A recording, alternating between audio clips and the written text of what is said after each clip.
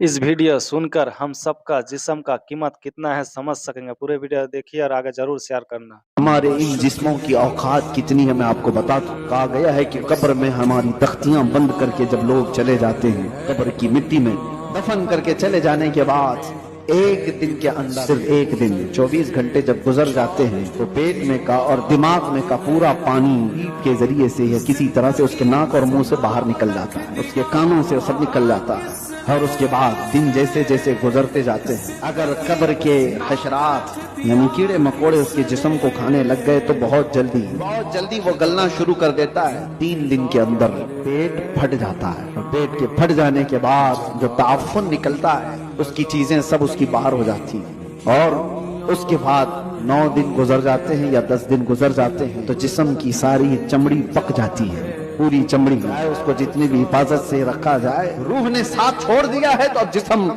एक एक चीजें इसकी खत्म होती चली जाती हैं। इसके नाक से, इसके कान से, इसके मुंह से गूदा बाहर निकल आया, पेट फट गया, अब चमड़ी गलने लग गई। फिर उसके 40 दिन गुजरने वाले होते हैं कि हड्डियां सब बाहर निकलने लग जाती हैं, दिखती हैं, हड्डियों का इजहार हो जाता है, चेहरा किसी हद तक रखा जाता है। कहा गया कि महीना गुजर जाता है तो कि उसकी आंखों की पुतलियां भी बाहर निकल जाती हैं। महीना 2 महीना गुजरता है कि उसके बाद फिर जिस्म के अंदर जितनी नरम चीजें थी सब निकल जाती हैं, फिर ढांचा बाकी रह जाता है। तो ढांचा, हड्डियां भी अपने आप में टूटने लग जाती हैं। उसके पैरों की हड्डियां उसके कमर से अलग हो जाती हैं, उसके घुटने से उसके रान की हड्डियां अलग, उसके बाजुओं की हड्डियां अलग। इसीलिए 6 महीने साल भर के बाद जब आप कब्र को दोबारा खोद रहे होते हैं तो पूरा ढांचा किसी को नहीं मिलता।